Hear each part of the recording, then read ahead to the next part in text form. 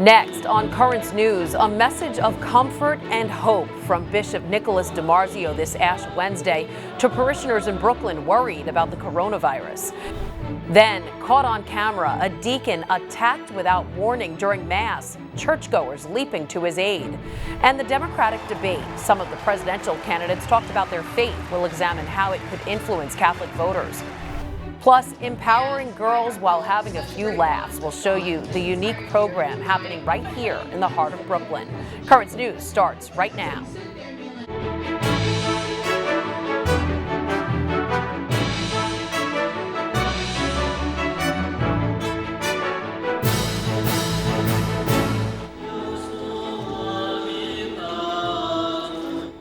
Ash Wednesday in the Diocese of Brooklyn combines penance with concern. Good evening, I'm Christine Persichetti. The start of Lent is taking place against the backdrop of the coronavirus crisis. That's why Bishop Nicholas DiMarzio celebrated Ash Wednesday Mass with the Chinese Catholic community. Currents News' Tim Harfman reports from Sunset Park. Amid growing concern over the coronavirus, Brooklyn Bishop Nicholas DiMarzio celebrated Ash Wednesday at St. Agatha Church, a parish with a large Chinese population. We really appreciate the bishop will come here to pray for the China, especially China, even though right now coronavirus is spread to almost the whole world. Most confirmed cases are in China, but the deadly disease is spreading worldwide, now touching every continent except Antarctica. The world seems to blame them for it, and they feel responsible in a certain way themselves. So it's a time they need comfort. Bishop DiMarzio distributed ashes at the Sunset Park Brooklyn Church, marking the start of Lent. The season is a time for reflection in preparation for Christ's resurrection. As they reflect on themselves, parishioners fear for loved ones in China. I'm very nervous and very scary. Every night we pray to God. It's not just a Chinese crisis, it's a human crisis. As a precaution, St. Agatha's pastor, Father Vincentius Doe, suggests no physical contact during the sign of peace and only receive communion by hand. Bishop DiMarzio suspended distribution of the precious blood throughout Brooklyn and Queens due to the coronavirus and the flu. We are telling people to be careful, but meanwhile, we don't want people to be panicking. St. Agatha has set time every day to pray for the end to the deadly outbreak. In Sunset Park, Brooklyn, Tim Harfman, Currents News. In Rome, Pope Francis led a solemn procession through the streets of the Eternal City and then received his ashes.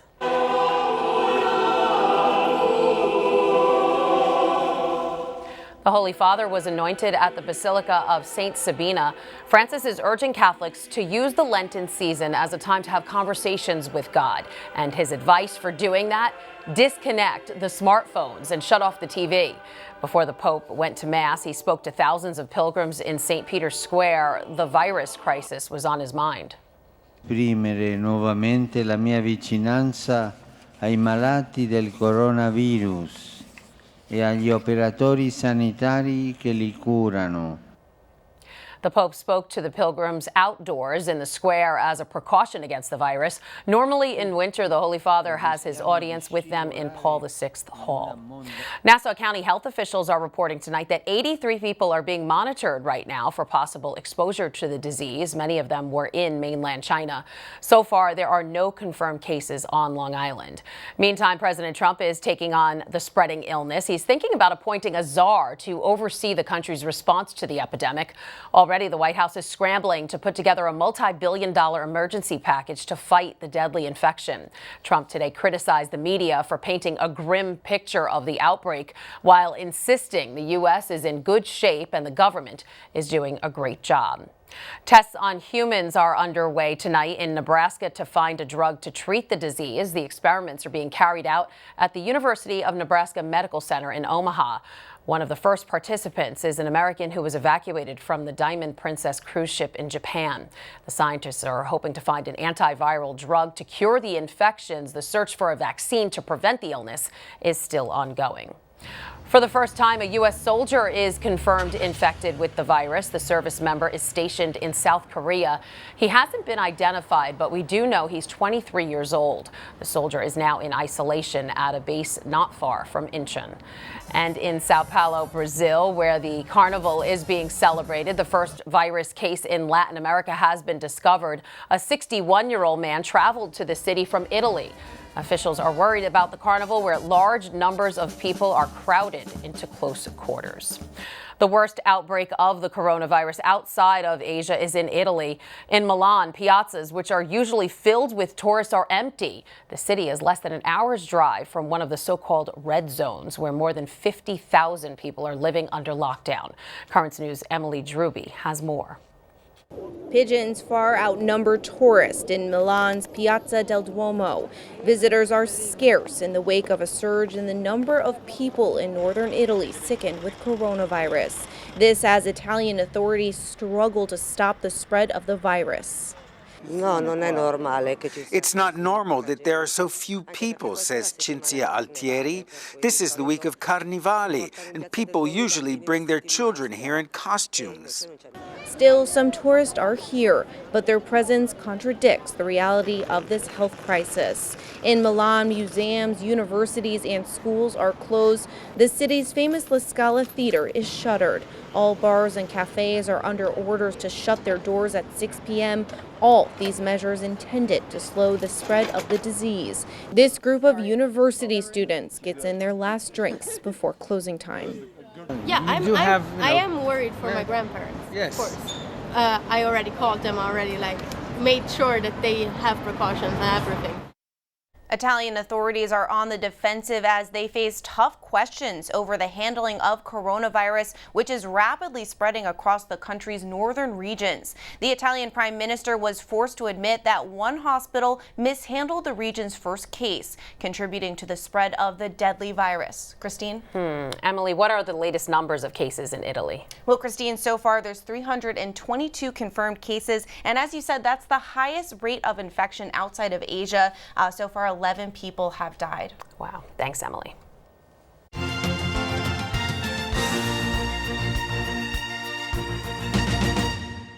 The final debate before Saturday's South Carolina primary and next week's Super Tuesday elections turned into a no-holds-barred clash. And frontrunner Bernie Sanders was in everyone's crosshairs. Mary Maloney reports from Charleston.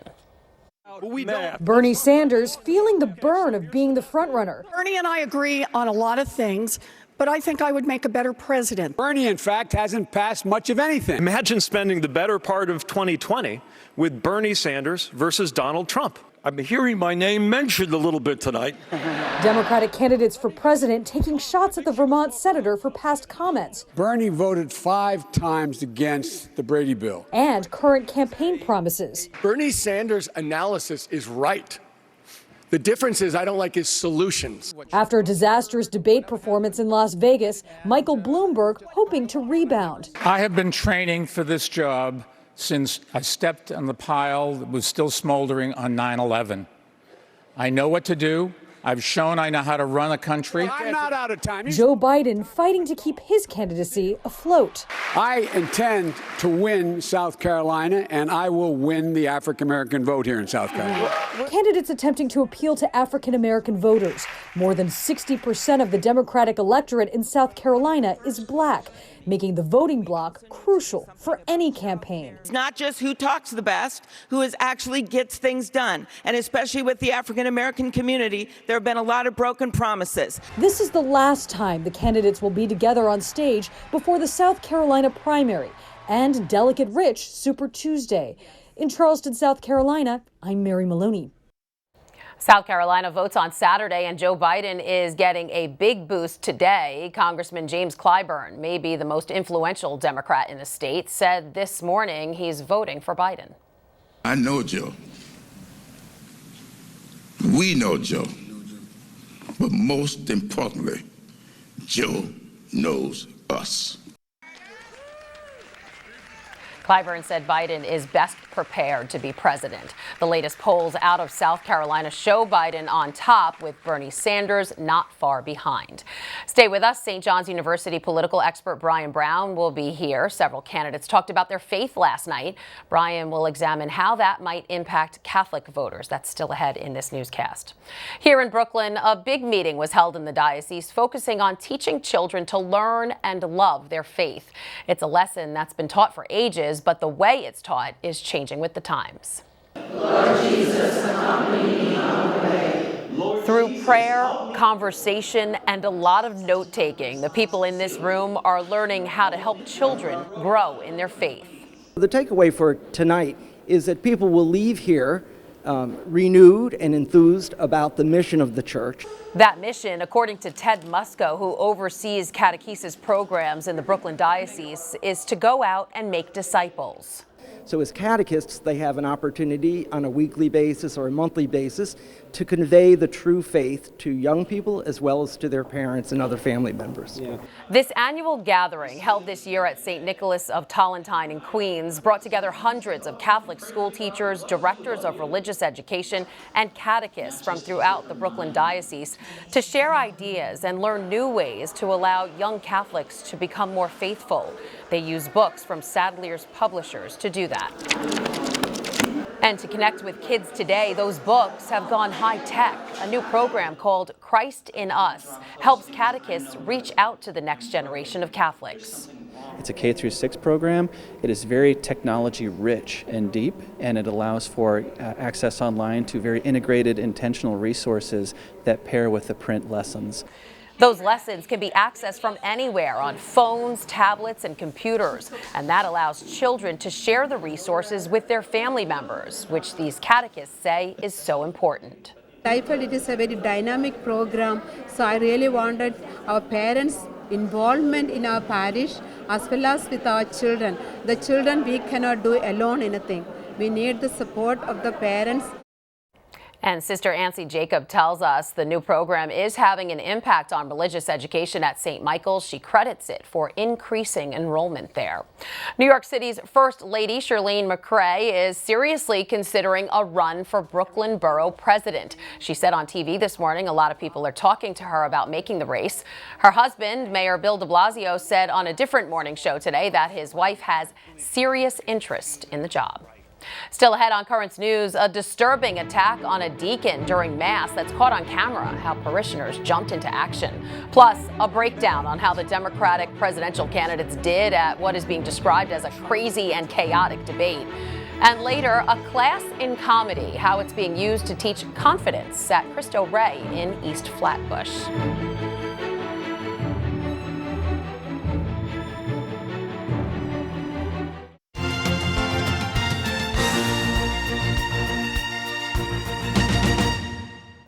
More now on last night's volatile debate in South Carolina. We're looking at the confrontation from a Catholic point of view, and helping us to do that is St. John's University political expert Brian Brown. Brian, thanks for joining us. And the topic of racial injustice came up last night among the candidates, and the U.S. bishops have long fought against racism, and in their videos on faithful citizenship highlighted bringing justice to victims of racism. Do you think the candidates have any real plans on racism?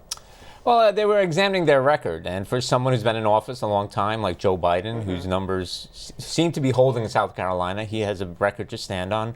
Others, like Mayor Pete, who are not as experienced and have some questions about where their strength is when it comes to African-American voters. All right, another thing they talked about was gun control. Again, the bishops have spoken on this. And after the shooting in Dayton, Ohio last August, they said in a statement, the conference has long advocated for responsible gun laws and increased resources for addressing the root causes of violence. We also call upon the president and Congress to set aside political interests and find ways to better protect innocent life. Now, Senator Bernie Sanders in particular was targeted a lot for his votes on gun rights. Do you think he can achieve more gun control? Well, he was taking some hits for votes from 30 years ago, and he was quick to defend that time frame. But this is an issue that Democrats and Republicans, everybody should really be able to come together. And we haven't seen that political will in Washington, D.C. Perhaps after the election, when things settle down, we'll see movement. But right now, it's a lot of platitudes. All right, one interesting thing last night, the candidates, a lot of them had a few professions of faith. Let's listen in. Why am I stopping? No one else stops. Okay. Okay, sir. That's my Catholic school training. My motto, every day I write a cross on my hand to remind myself to tell the truth and do what's right, no matter what. My motto ties in directly to this. It's Matthew 25. And that is, inasmuch as ye hath done it unto one of these, the least of thy brethren, ye hath done it unto me. For me, this is about how we treat other people and how we lift them up. My disciplines are guided by the mottos I try to live by, many of which come from Scripture. All right, according to Pew Research Center, 78% of adults in South Carolina are Christian. So do you think this was just a bid for election or an actual show of their faith? I don't know if I'll question their sincerity, but I think many of them did express, their faith perspectives in different ways, in unique ways, to appeal to voters of faith and all voters. Joe Biden had his little Catholic school reference, which, we kind of got. Mayor Pete spoke about his own faith perspective, as did others. But I think what's important to note is that voters of faith, like all voters, share a lot of the same pragmatic issues, and these are the kind of issues that we should be talking about during the campaign. And last night's debate did not do anything to elevate the political discourse. It was unruly, it was ugly, and if they have faith, you needed faith to get through that. A lot of chaos. Get through that event last night. That's right. All right, there was a recent poll out by EWTN that showed who Catholics would vote for in a general election if it happened today. The highest percentages were for Biden and Sanders. Do you think they can win South Carolina and then looking forward to Super Tuesday? Well, Biden is holding right now. Yeah. His numbers are continually declining, but he's holding firm. We'll see. He's put a lot of resources into his voting effort in South Carolina. The Sanders angle, from a Catholic perspective, would be interesting. I think people still have to get to know him better. And when there's a real thorough examination of his record, that may not be so favorable for Senator Sanders. Oh boy, we'll have to wait and see. St. John's University's political professor Brian Brown, thanks so much for joining us. Thank you. Bishops across the nation are outraged that the Senate failed to protect the lives of the unborn yesterday. The pain-capable bill, which would have banned abortion for babies capable of feeling pain, and the Born Alive bill, which required medical care for abortion survivors, both failed in the Senate by less than 10 votes. The head of the Bishops' pro-life committee, Archbishop Joseph Naumann, saying in a statement afterwards, "It is appalling that even one senator, let alone more than 40, voted to continue the brutal dismemberment of nearly full-grown infants. Our nation is better than this, and the majority of Americans who support these bills must make their voices heard."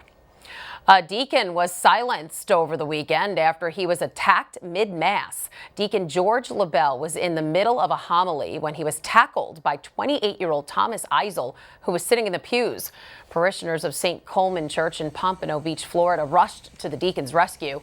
One Catholic says he feared it would become something worse than a fist fight. Naturally, trying to defend him, and you don't know what's going through the guy's mind. You don't know whether he's got a knife or something. An off-duty lieutenant from the sheriff's office happened to be in the congregation and immediately seized Eisel. He claims he was praying an Our Father while the crowd held him down and waited for authorities. Eisel is charged with battery and disturbing the peace. He was previously convicted in 2017 for battery of a person over 65. He is currently being held without bond. Still to come on Currents News, Bridge to Life is a place in Queens that helps pregnant moms choose life, but it now may be facing an uncertain future. Plus, we'll tell you about an organization working to inspire girls from the Brooklyn Diocese to gain confidence to succeed in the world beyond the classroom. And tomorrow, a Currents News special report, Eyes on You.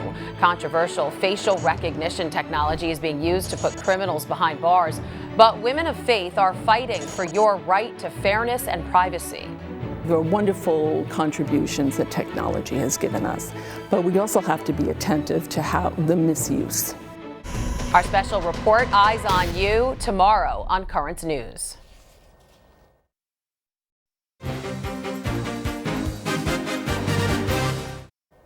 The Bridge to Life is an extraordinary place in Queens that works around the clock to promote the sanctity of life. And Brooklyn is where the Underground Railroad made many stops to help newly freed slaves. Just two of the stories you'll find only in The Tablet.